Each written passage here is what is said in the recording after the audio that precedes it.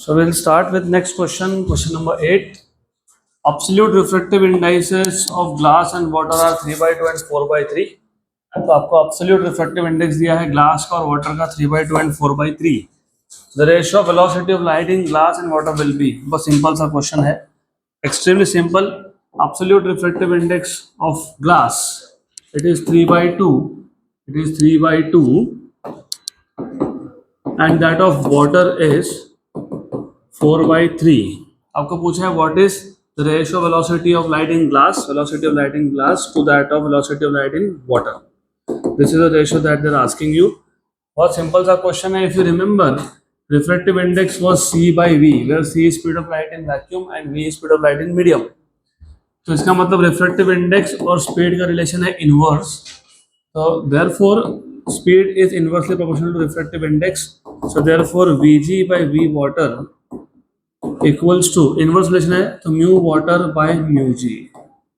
Okay, so therefore you have Vg by V water equals to mu water. What is mu water? 4/3. What is mu glass? 3/2. तो 2 गया ऊपर, 3 आया नीचे, तो 8/9. So ratio should be 8/9. Option number C.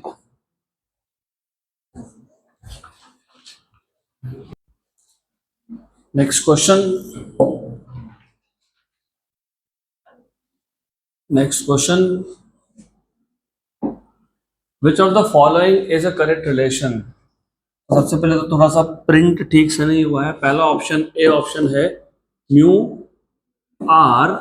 Are है what है, I don't know what it is. हाँ okay, option ही नहीं दिख रहा है. Anyways, next question, question number 9. तो mu R A, this is mu R A which is equals to mu W A into mu W R. फिर option number B. Option number B is quite visible, कोई problem नहीं है. Okay done. तो सिर्फ option number A was not clear. तो इनमें से कौन सा रिलेशन करेक्ट रिलेशन है? तो how do you plan to solve this question? कैसे सॉल्व करोगे? How do you solve this question?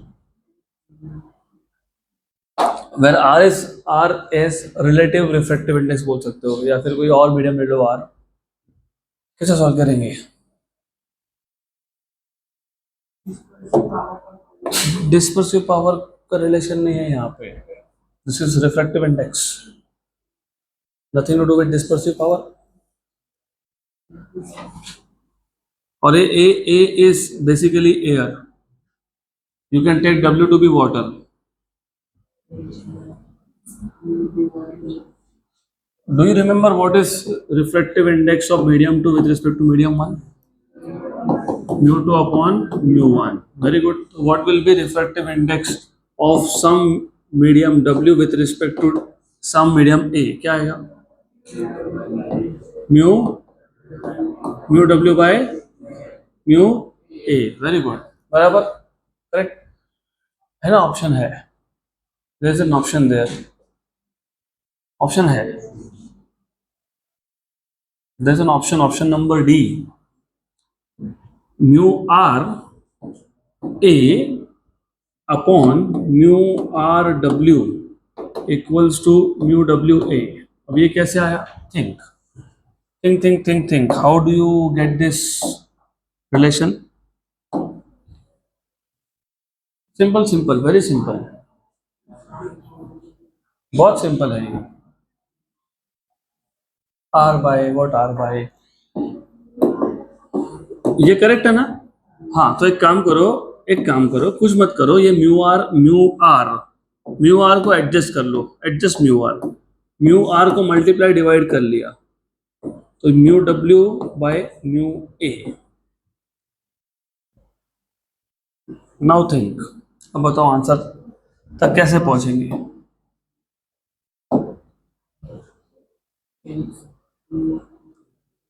Cancel adjust किया मैंने, कैंसिल भी करना है कि उसको मल्टीप्लाई डिवाइड किया, एडजस्ट किया. कैंसिल कैसे करना तुमको? क्यों करना है कैंसिल? इस पे ध्यान दो. इस पे ये अगर याद होगा तो फिर वो अपने आप ही आ जाएगा. Mu R upon mu A, yes, तो mu R upon mu A, ठीक है। देन ये जो म्यू आर है, mu R by mu A, और यहाँ पे कौन है म्यू आर, और ये जो म्यू डब्ल्यू है ये न्यूमरेटर में था, इसको डिनोमिनेटर में लिख सकते हैं। तो हमने क्या किया, mu two one is mu two by mu one, ये फॉर्मूला यूज करके म्यू डब्ल्यू ए को लिखा mu W by mu A, mu R multiply divide कर लिया, मतलब एडजस्ट कर लिया, एडजस्ट करने के बाद म्यू ए इसको दे दिया, और ये जो म्यू आर था उसको वैसा रखा है, म्यू डब्ल्यू को नीचे लाया है। Good, correct. देन इसके बाद म्यू डब्ल्यू ए क्या आएगा, म्यू डब्ल्यू बताओ, what is mu R by mu A, what is mu two by mu one, mu two by mu one मतलब कौन, तो म्यू आर बाय म्यू मतलब कौन, mu R A, mu R by mu W, mu two by mu one, तो क्या आएगा ये mu R W, तो आ गया ना आंसर, आंसर नंबर डी आ गया, हो गया, क्वेश्चन खत्म, ऑप्शन नंबर डी डन। तो कुछ नहीं, सिर्फ एडजस्टमेंट्स करने थे।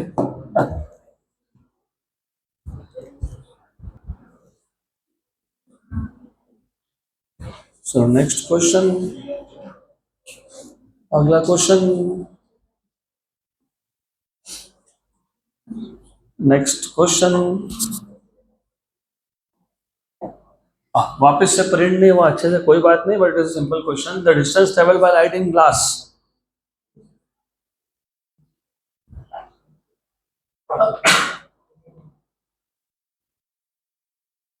the distance traveled by light in glass with refractive index of 1.5 in a nanosecond will be, एक नैनोसेकेंड मतलब 10⁻⁹ सेकेंड में लाइट ग्लास में कितना डिस्टेंस ट्रेवल करेगा, ऐसा क्वेश्चन है, सिंपल क्वेश्चन है। फर्स्ट ऑफ ऑल डिस्टेंस पूछा है, तो do you remember speed is distance upon time, तो speed is distance upon time, और time is distance upon speed, time t is distance, let us say x, upon speed is v, but do you remember refractive index is c by v, याद है क्या, हाँ याद होना चाहिए। अब तो what is v, c by mu, इसको इक्वेशन नंबर 1 में सब्स्टिट्यूट कर देंगे, तो from 1 and 2, from equation number 1 and 2 you have t equals to x by v, but v is c by mu, तो फॉर्मूला बन गया t equals to mu x by c। अब इस formula को हमेशा याद रखो, time taken by light to travel distance x is always t equals to mu x by c, always. अगर वो एयर में ट्रैवल कर रहा है तो एयर में म्यू की वैल्यू कितनी होती है, 1, इसलिए तो हम लोग x by c लिखते हैं, डिस्टेंस अपॉन स्पीड लिखते हैं, लेकिन बाकी किसी भी मटेरियल में सिर्फ म्यू से मल्टीप्लाई करना, मतलब नेक्स्ट टाइम से आपको ये फॉर्मूला यूज नहीं करना पड़ेगा, है ना, बराबर ना, यही करना पड़ेगा, हाँ बोल रहे हो, you are suppose to use this formula only, अगर एयर के लिए तो भी you are suppose to use this, mu की वैल्यू क्या आएगी 1, तो नेक्स्ट टाइम से you don't have to derive this, you have to use this formula, simple सा फॉर्मूला था, speed is distance upon time, time is distance upon speed, t is x by v where x is distance, v is c by mu, तो बन गया formula. अब आपको क्या बोला है, टाइम दिया है, टाइम कितना टाइम दिया है, टाइम कितना दिया है, टाइम कितना दिया है, नैनो सेकेंड, और रिफ्रैक्टिव इंडेक्स 1.5 है, 1.5 है, तो टाइम इज नैनो सेकेंड, मतलब 10⁻⁹, refractive index is 1.5, speed of light in air is 3 × 10⁸, इसको यहाँ लाओ, ब्रिंग इट हियर, तो 3 × 10⁻⁹ और +8 -1 equals to 1.5x, तो 1 जा and 2 जा, तो what is x, 0.2 metre, 0.2 metre, तो 0.2 होना चाहिए आंसर में, है 0.2 मीटर मतलब 20 सेंटीमीटर, तो 20 सेंटीमीटर, डन।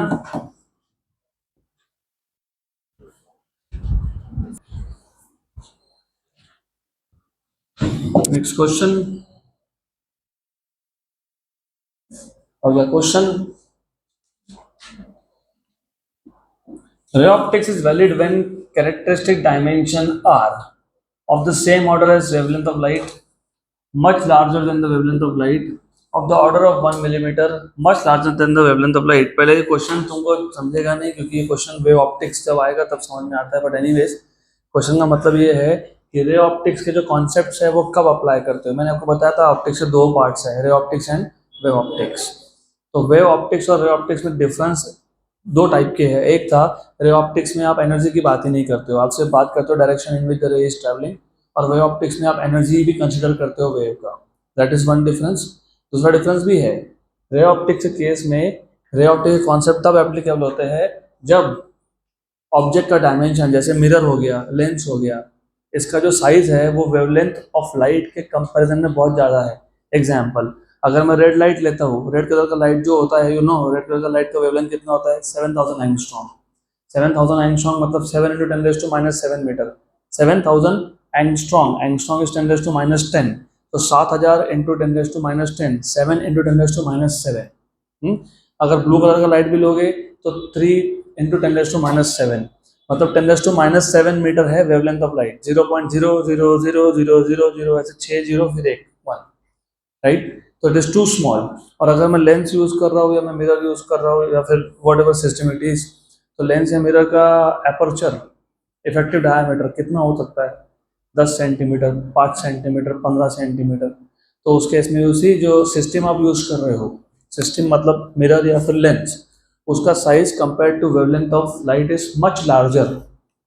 और वेव ऑप्टिक्स में ऐसा नहीं होता है। वेव ऑप्टिक्स में जो भी सिस्टम आप यूज करोगे वहाँ पर सिस्टम अलग टाइप के होते हैं, स्लिट बोलते हैं उसको, वो बाद में देखेंगे। लेकिन वहाँ पे जो भी सिस्टम यूज होता है it is comparable to the wavelength of light. छोटे छोटे सिस्टम होते हैं, very small.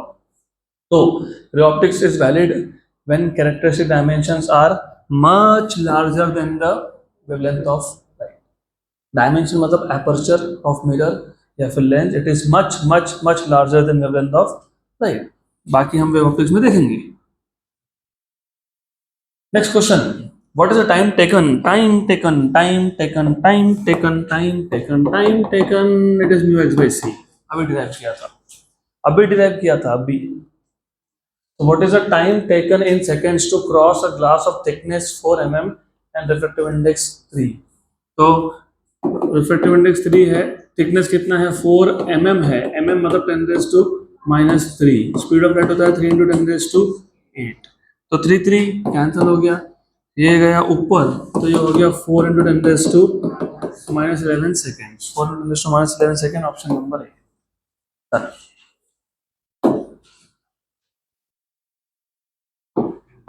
Simple simple question, हाँ फॉर्मूला याद होगा तो।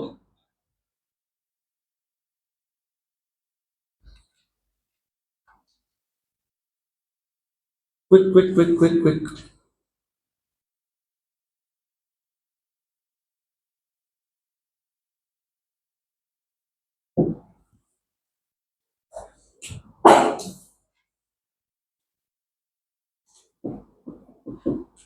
नेक्स्ट क्वेश्चन, अगला क्वेश्चन,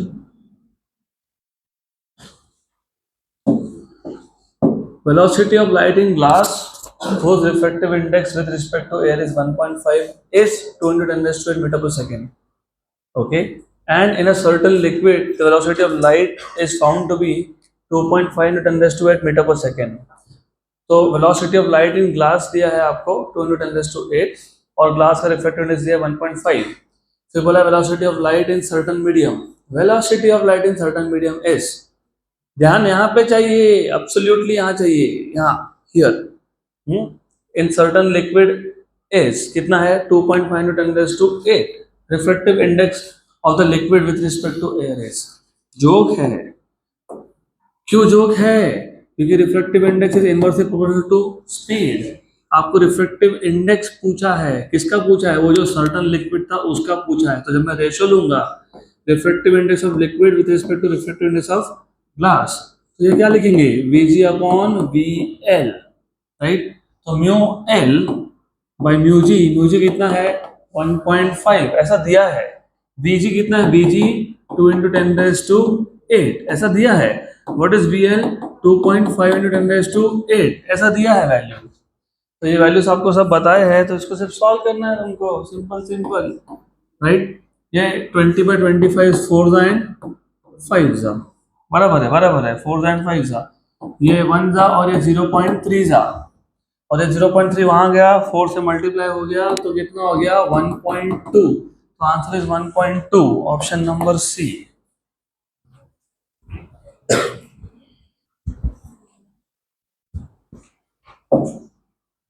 नेक्स्ट क्वेश्चन, अगला क्वेश्चन। ओह, गुड क्वेश्चन, अच्छा क्वेश्चन है, क्योंकि ये तुम्हारा थ्योरी में कवर होता नहीं है, इसलिए बहुत अच्छा क्वेश्चन है ये। तो पहले क्वेश्चन क्या समझ लेते हैं। A beam of light is converging towards a point I on a screen. A plain glass plate whose thickness in the direction of the beam is T, refractive index mu, is introduced in the path of the beam. The convergence point is shifted by. Very good, good question. सबसे पहले दो type के shift है, तो थोड़ा सा मैं आपको स्ट्रेट बोर्ड का भी रिवाइज करवा देता हूँ लिटिल बिट। स्टेट बोर्ड के आपके सिलेबस में आपने लैटरल शिफ्ट या लैटरल डिस्प्लेसमेंट नाम का एक टॉपिक देखा था, अगर याद होगा तो। याद है क्या? इसमें हमारे पास एक प्लेन ग्लास स्लैब होता है, we have a plane glass slab. जब इस प्लेन ग्लास स्लैब पे लाइट इंसिडेंट होगा तो light is refracted twice at the two parallel surfaces. मतलब लाइट ऐसा आया, अगर स्लैब नहीं होता तो सीधा जाता, लेकिन स्लैब होने की वजह से पहले सरफेस पे it is travelling from rarer to denser, so it bends towards normal, right. और दूसरे सरफेस पे it is travelling from denser to rarer, it bends away from normal. तो जो फाइनल एमर्जेंट रे है, एमर्जेंट रे ये ओरिजिनल डायरेक्शन को जाता है पैरेलल। क्या होता है? पैरेलल। तो याद रखना, the emergent ray goes parallel to the incident direction. तो इंसिडेंट डायरेक्शन में और जो एमर्जेंट रे में जो डिस्टेंस बनता है उसको बोलते हो तुम, अगर याद होगा तो, लैटरल शिफ्ट डी, राइट। ये था एंगल ऑफ इंसिडेंस आई, ये है एंगल ऑफ रिफ्रैक्शन आर, ये था thickness of the slab t. तो this is also thickness of slab t. तो अगर आपको याद होगा हमने फॉर्मूला डिराइव किया था, if you remember, do you remember formula we have derived? d equals to t sec r sin of I minus r। ये था लैटरल शिफ्ट का फॉर्मूला, हमने डिराइव किया था, अभी डिराइव नहीं करेंगे हम लोग। एक और टाइप का शिफ्ट होता है लास्ट बेंच, एक और टाइप का शिफ्ट होता है, एक और टाइप का शिफ्ट होता है, उसको बोलते हैं नॉर्मल शिफ्ट, अब डिफरेंस क्या है पहले वो समझ लो अच्छे से। In case of normal shift, इसमें भी एक ग्लास स्लैब है हमारे पास, you have a glass slab. सिर्फ डिफरेंस ये है कि लैटरल शिफ्ट के केस में तुम एक सिंगल रे का शिफ्ट देख रहे हो, एक सिंगल रे था, और इन केस ऑफ नॉर्मल शिफ्ट तुम्हारे पास कॉन्वर्जेंट बीम है। कॉन्वर्जेंट बीम का मतलब ये होता है कि तुम्हारे पास एक से ज्यादा रेज है। तो let us take two rays. अगर अगर अगर ये स्लैब नहीं होता तो मेरे पास जो दो कॉन्वर्जेंट बीम्स थे वो सीधा आते और इस पॉइंट पे कहीं तो कॉन्वर्ज कर जाते, करेक्ट। अगर स्लैब नहीं होता तो ये जो एक्स पॉइंट है ये हो जाता पॉइंट ऑफ कॉन्वर्जेंस। लेकिन क्योंकि स्लैब है और आपको पता है जब रे स्लैब से पास होगा तो उसका रिफ्रैक्शन होगा, एक बार इस सरफेस पे होगा और एक बार इस सरफेस पे होगा, और दोनों रेज का होगा। तो एक एक करके दोनों रेज का देखते हैं शिफ्ट कितना है। मैं एक एक रे से स्टार्ट करता हूँ। Let us take the first ray. The first ray at the first surface is travelling from rarer to denser. When it travels from rarer to denser it bends. When it travels from rarer to denser it bends towards normal. पक्का? It bends towards normal. तो it bends towards normal. देखो ये अगर ऐसा करता हूं तो away from normal है, और यहां करता हूं तो ये टुवर्ड्स नॉर्मल है। टुवर्ड्स नॉर्मल है ना, ये नॉर्मल इधर है ना, हाँ, तो ये रे सीधा जाता, गया नहीं, लेकिन बेंड हुआ टुवर्ड्स नॉर्मल।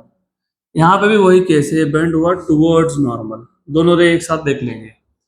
दूसरे सरफेस पे at the second surface the ray of light is travelling from denser to rarer. So denser to rarer. It travels from denser to rarer. It bends away from normal. Very good. So it bends away from normal. Second surface पे इसका bending हुआ away from normal. Away from normal. देखो ये ना सीधा जाता, यहाँ जाता तो towards normal होता, यहाँ आएगा तो away from normal होगा. तो if you see जो point of convergence पहले x होना चाहिए था, अब वो x नहीं है, वो x डैश है. तो ये जो पॉइंट ऑफ कन्वर्जेंस शिफ्ट हुआ ना, इसको बोलते हैं नॉर्मल शिफ्ट. क्या बोलते हैं इसको? Normal shift. तो नॉर्मल शिफ्ट ये है आपका, this much is normal shift, इसको डी बोल देता हूँ. तो नॉर्मल शिफ्ट. और जो थिकनेस ऑफ द स्लैब बोला है वो कितना है? टी है. करेक्ट. तो नॉर्मल शिफ्ट का फॉर्मूला जो बनता है आपको डिराइव नहीं करना है. It is T into 1 plus 1 by mu. T into 1 plus 1 by mu. सिर्फ इतना देखो कि नियरर है कि अवे है. Sorry, T into 1 minus 1 by not plus. Mu minus 1 by mu correct है. तो minus 1 not plus, minus 1 minus 1 by mu. अब ऐसा याद कैसे रहा मेरे को? पता कैसे याद रहा? डू रिमेंबर जब ऑब्जेक्ट डेंसर मीडियम में था और ऑब्जर्वर रेयर मीडियम में था? याद आ रहा है? तो ऑब्जेक्ट पास में दिखता है, याद आ रहा है? Apparent depth is less than actual depth. याद है? याद है आपको? याद है शिफ्ट का फॉर्मूला क्या था उसमें? अरे ऑब्जेक्ट डेंसर मीडियम में जब होता है ना, तो रियल डेप्थ ज्यादा होता है और एपरेंट डेप्थ कम होता है. तो ऑब्जेक्ट पास में दिखता है. तो कितना शिफ्ट हुआ? हाँ, शिफ्ट एस तो हुआ. कितना हुआ? R minus A. और रिफ्रैक्टिव इंडेक्स क्या आता है उस केस में? R by A. Real depth by apparent depth. तो एपरेंट डेप्थ क्या होता है? R by mu. इसको यहाँ सब्स्टिट्यूट कर दो तो शिफ्ट क्या हो गया? R minus R by mu. R निकाल लिया कॉमन, 1 माइनस 1 बाय म्यू. ये फॉर्मूला और वो फॉर्मूला सेम दिखता है एकदम. सिर्फ यहाँ पे रियल डेप्थ है आर और यहाँ पे थिकनेस है टी. तो that is why you have to remember. Confusion नहीं हो तो याद रखना दोनों फॉर्मूला सेम है. सिर्फ यहाँ पे आर रियल डेप्थ है, यहाँ पे टी थिकनेस है. तो ऐसा अगर याद रखोगे तो याद रहेगा फिर. तो what is the shift? How much is the shift? T 1 minus 1 by mu. Towards है कि अवे है? अवे है, अवे. तो ऑप्शन नंबर ए है. डन.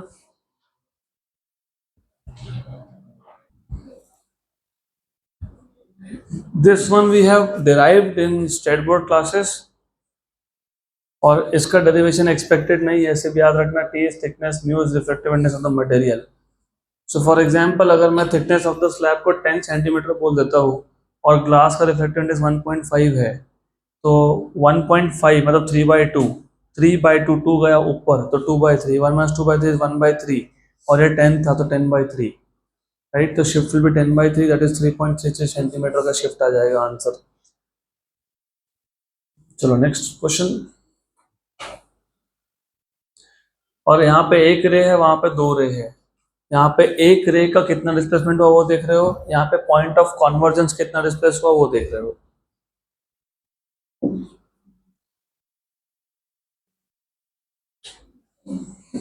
हो जाना चाहिए था अब तक. हो गया होगा ऐसा एक्सपेक्टेशन है. नहीं नहीं, फिर why are you writing this? This is already done. You should have written only that one. जल्दी जल्दी जल्दी जल्दी जल्दी.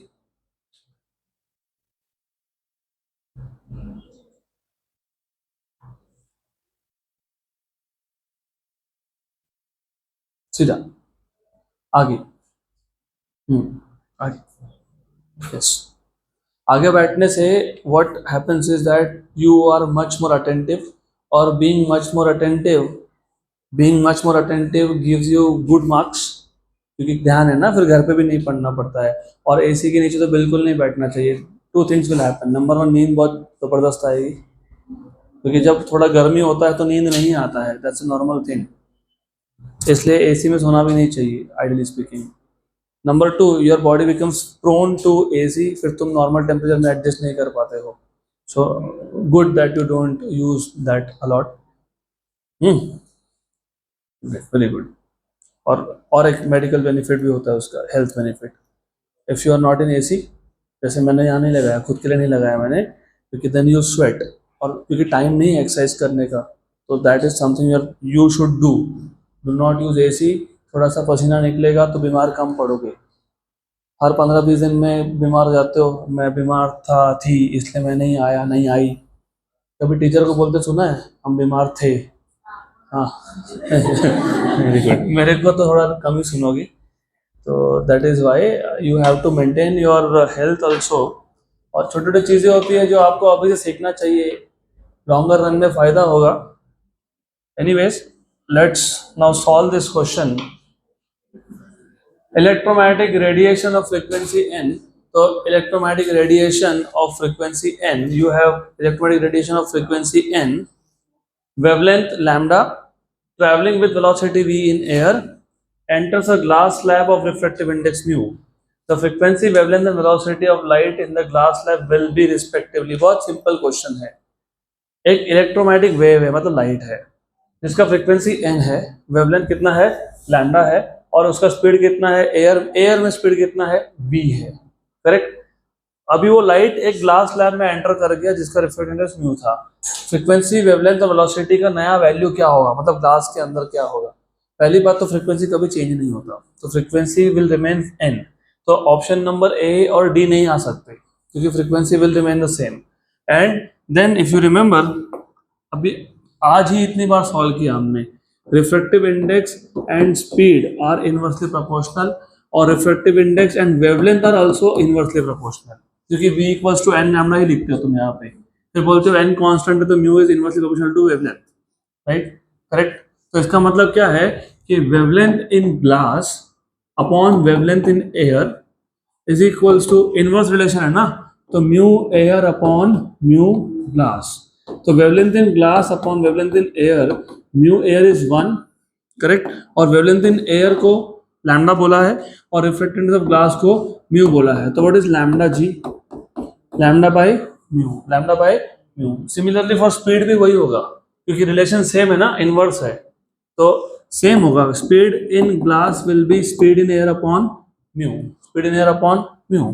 तो n lambda by mu v by mu, कहाँ पे n lambda by mu and v by mu. Done.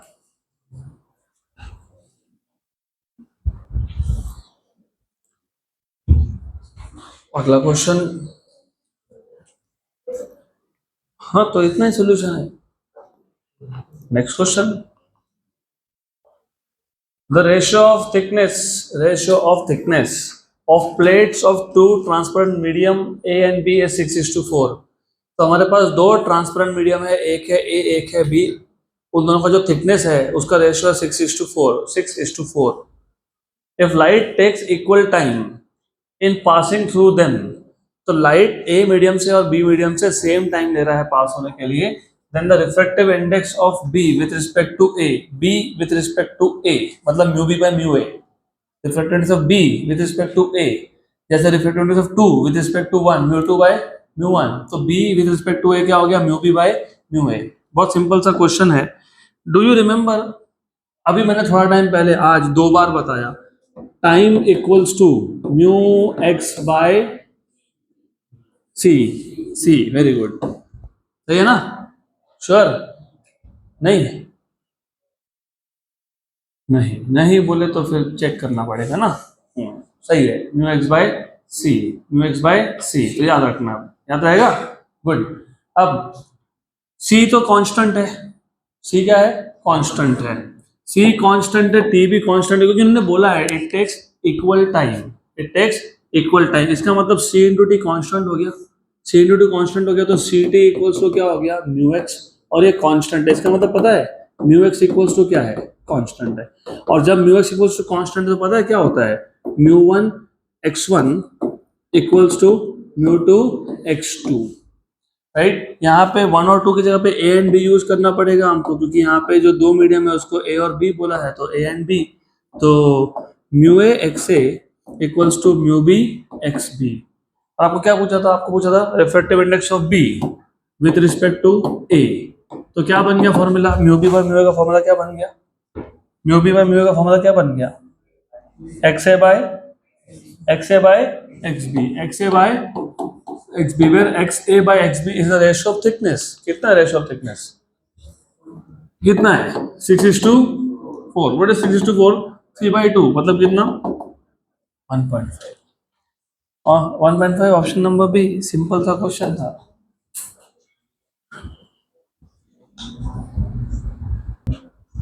Next question. अगला question.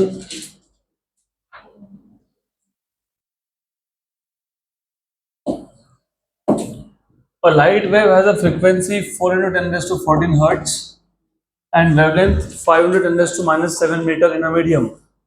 The refractive index of the medium is. Simple question है. फ्रीक्वेंसी है 4 into 10 raised to 14 hertz और wavelength है 5 into 10 raised to minus 7 meter. आपको पूछा है refractive index of the medium is. Refractive index of medium is C by V. बराबर. Speed of light in air upon speed of light in medium. Do you remember V होता है n lambda? Yes. Do you remember C की value होती है 3 into 10 raised to 8 और n की value frequency की value दी है 4 into 10 raised to 14 hertz और वेवलेंथ की वैल्यू भी दी है आपको 5 into 10 raised to minus 7. Correct. Good. 3/4 0.75 होता है. कितना होता है? 0.75. याद रखना 3/4 कितना होता है? 0.75. 0.75 और नीचे कितना है? 5. बराबर. गुड. 10 raised to 8 है ऊपर, 14 और -7 तो नीचे कितना बचा? 10 raised to 7. कितना बचा? 10 raised to 7. ये ऊपर जाके क्या हो गया? -7. 10 raised to 8 था और 10 raised to -7 तो कितना बचा? कितना बचा? 10. बराबर. Very good. 10. 1 and 2 0.75 का डबल होता है 1.5 मतलब ग्लास है. Glass 1.5. Option number A.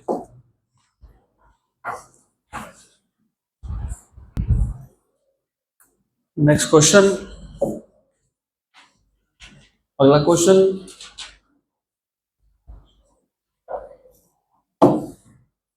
Again a simple question.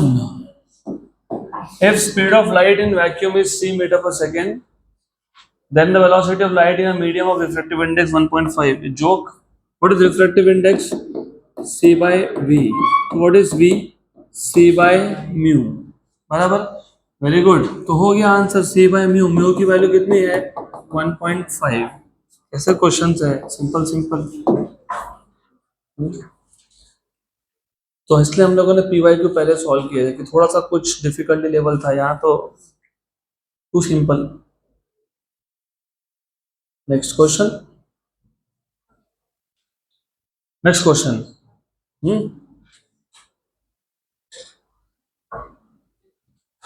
Next question.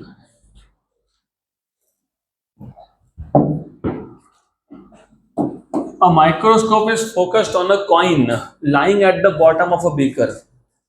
The microscope is now raised up by 1 centimeter. To what depth should the water be poured into the beaker so that the coin is again in focus? अब ये जो question है, ये question NEET का question है. सिर्फ NEET में पूछा अलग तरीके से गया था. आपको पूछने का मेथड उन्होंने उल्टा कर दिया. क्या बोला है? एक कॉइन को तुम देख रहे हो with the help of microscope, right? और वो कॉइन आपको क्लियरली दिख रहा है, इसलिए फोकस्ड बोला है. It is clear. करेक्ट. अब आपने माइक्रोस्कोप को ऊपर शिफ्ट किया. करेक्ट. माइक्रोस्कोप को ऊपर शिफ्ट करोगे तो जो इमेज है वो वापस ब्लर हो जाएगा. तो इमेज को क्लियर अगर आपको देखना है तो कॉइन को ऊपर शिफ्ट करना पड़ेगा. कॉइन को ऊपर शिफ्ट करने की जगह पे तुमने पानी डाल दिया. पानी डाल दिया बीकर में, क्योंकि फिर क्या हुआ? ऑब्जेक्ट बन गया कहाँ पे? डेंसर मीडियम में. तो ऑब्जेक्ट जब डेंसर मीडियम में हो तो ऑब्जेक्ट कैसा दिखता है? रेस्ड दिखता है. मतलब पानी डालने के बाद शिफ्ट कितना हुआ? Equal to 1 centimetre. क्यों 1 सेंटीमीटर? क्योंकि माइक्रोस्कोप तुमने कितने से रेस किया था? 1 सेंटीमीटर. तो पानी डालने के बाद जो शिफ्ट हो वो भी कितना होगा? 1 सेंटीमीटर. और वापस से तुमको कॉइन क्लियर दिखेगा, फोकस्ड हो जाएगा. अब यही क्वेश्चन नीट में कैसा आया था? उन्होंने बोला कि हमारे पास एक कॉइन है बीकर में और तुम माइक्रोस्कोप से देख रहे हो, फोकस्ड है, और तुमने उसके बाद उस बीकर में पानी भर दिया. पानी भरने की वजह से इमेज ब्लर हो गया. अब वापस अगर इमेज को क्लियर देखना है तो माइक्रोस्कोप को कितना शिफ्ट करना है ना? राइट. करेक्ट. तो लुक, वही क्वेश्चन है, पूछने का तरीका अलग है। इन्होंने बोला है कि तुमने माइक्रोस्कोप को पहले शिफ्ट किया, अब बताओ कितना पानी डालोगे, कितना डेप्थ तक पानी डालोगे। वहां पे उल्टा था, वहां बताओ तुमने पहले पानी डाल दिया, अब बताओ माइक्रोस्कोप को कितना शिफ्ट करोगे। तो सेम क्वेश्चन उल्टे तरीके से पूछा है। चलो ठीक है, कोई बात नहीं। तो माइक्रोस्कोप कितना शिफ्ट करना पड़ेगा, वो 1 सेंटीमीटर आंसर नहीं आ सकता है उसका। क्यों नहीं आ सकता है? क्योंकि आपको पता है जैसे ही आपने पानी डाल दिया तो ऑब्जेक्ट विल अपीयर रेज्ड। ठीक, अब ऑब्जेक्ट विल अपीयर रेज्ड, तो शिफ्ट का फॉर्मूला याद है आपको? अभी बताया मैंने, मैंने उनको अभी बोला। मैंने क्या बोला? ये फॉर्मूला और वो फॉर्मूला सेम होता है। Okay good. तो इफ यू रिमेंबर शिफ्ट का formula real depth 1 minus 1 by mu, बराबर, करेक्ट, गुड। तो बताओ what is the value of real depth, what is the value of shift and what is the value of mu. क्या find करना है पहले वो बताओ। आपको पूछा to what depth should the water be poured, to what depth. अगर suppose मेरे पास कॉइन है और मैंने 10 सेंटीमीटर तक पानी डाल दिया, 10 सेंटीमीटर तक, राइट, तो डेप्थ कितना हो गया? 10। और रियल डेप्थ भी क्या हो गया? 10। क्योंकि अगर मैं 10 सेंटीमीटर तक पानी भर रहा हूं तो वाटर का डेप्थ कितना है? 10 है। और रियल डेप्थ भी कितना है कॉइन का? 10 है। 5 सेंटीमीटर तक भरा तो इसका मतलब पता है क्या पूछा है? रियल डेप्थ पूछा है। और शिफ्ट कितना होना चाहिए तो बताया मैंने, शिफ्ट कितना होना चाहिए? 1 सेंटीमीटर, क्योंकि जितने से तुमने माइक्रोस्कोप को मूव किया उतना ही इमेज में शिफ्ट होना चाहिए, बराबर। तो शिफ्ट की वैल्यू 1 है और पूछा क्या है? रियल डेप्थ पूछा है। 1 minus 1 by mu, what is mu? 4/3। तो 1 centimetre equals to R 1 minus 3/4, what is 1 minus 3/4? हाँ, 1/4। तो रियल डेप्थ कितना होना चाहिए? 4 सेंटीमीटर। कितना होना चाहिए? 4 centimetre. Option number D.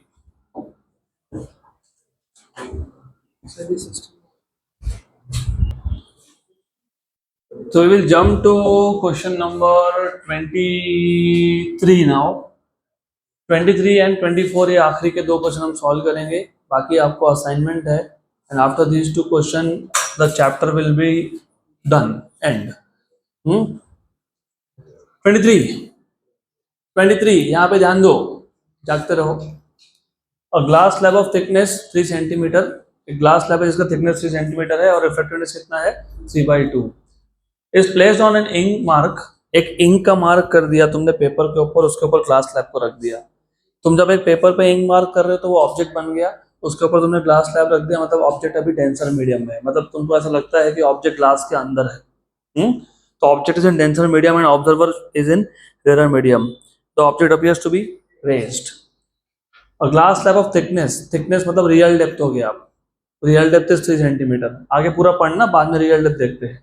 And refractive index 3/2 is placed on ink mark on a piece of paper for a person looking at the mark at a distance 5 centimeter above it. तो ink के mark से 5 centimetre ऊपर है person, 5 में से 3 तो glass slab ही है, तो पर्सन और कितना ऊपर है? 2 centimetre. The distance of the mark will appear to be, अच्छा क्वेश्चन है। और ये क्वेश्चन वापस से नीट का PYQ भी है, तो it is a simple question and again NEET का PYQ भी आ गया। तो ऐसा है, there is an ink mark over here, the real depth of that ink mark is 3 centimetre, 3 centimetre इसका रियल डेप्थ आ गया। Okay good. तो real depth R is 3 centimetre, लेकिन रियल डेप्थ पर्सन के लिए 5 है। क्यों? क्योंकि पर्सन 5 सेंटीमीटर ऊपर से देख रहा था और ये जो है ये 2 सेंटीमीटर होगी। तो real depth for the person is 5 centimetre, क्योंकि 3 + 2। ओके, अब आपको पूछा है ये जो मार्क है वो पर्सन को कितने डिस्टेंस में दिखेगा, मतलब एपरेंट डेप्थ पूछा है। क्या पूछा है? Apparent depth. तो सबसे पहले एक काम करना, you remember this will appear nearer, ऐसा होगा ना। तो पहले एपरेंट डेप्थ फाइंड कर लो, मतलब ए फाइंड कर लो और ए में 2 सेंटीमीटर ऐड कर दो। How do find out A? Do remember refractive index is R/A। R/A तब जब ऑब्जेक्ट डेंसर मीडियम में हो और ऑब्जेक्ट डेंसर मीडियम में है, राइट, गुड। तो एपरेंट डेप्थ कितना हो गया? r by mu. What is r? 3. How much is mu? 3 by 2. 3 by 2. तो 3 3 कैंसिल हो गया, तो कितना हो गया? 2 सेंटीमीटर. a 2 सेंटीमीटर है तो पर्सन को दिखेगा कहाँ पे? 4 पे. Therefore the mark appears at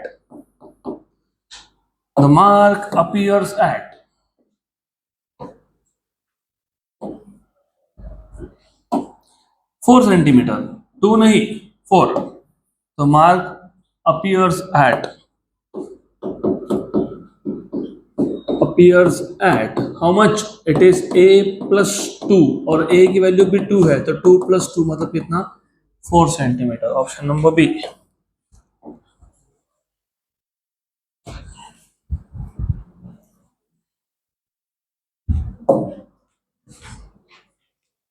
चलो one last question.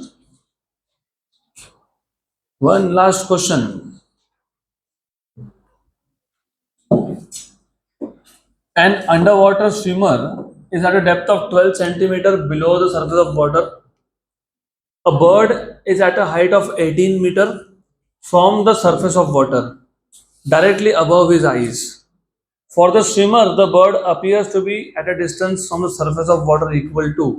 इस केस में ऑब्जेक्ट बर्ड है which is in rarer medium और ऑब्जर्वर कौन है? Swimmer who is in denser medium.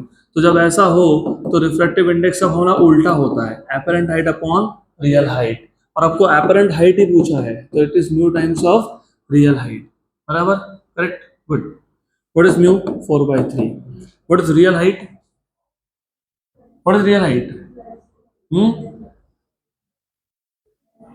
अरे कितना है? 18. कितना है रियल हाइट? 18. अब 18 है ना? 18 है ना? A bird is at a height of 1 and 6. अब थोड़ा सा केयरफुल रहना यहाँ पे. कितना आंसर आया? 24. कितना आया? 24. 24 is correct in this case. क्यों? क्योंकि पूछा है आपको for the swimmer the bird appears to be at a distance from the surface, इसलिए 24. अगर पूछा होता फ्रॉम द स्विमर तो 24 प्लस 12. पक्का? गुड. जैसे पिछला केस था, पिछले केस में आपको बोला है the distance of the mark from the person will appear to be. तो याद रखना ये छोटा सा डिफरेंस है. So done. That is the end of this chapter.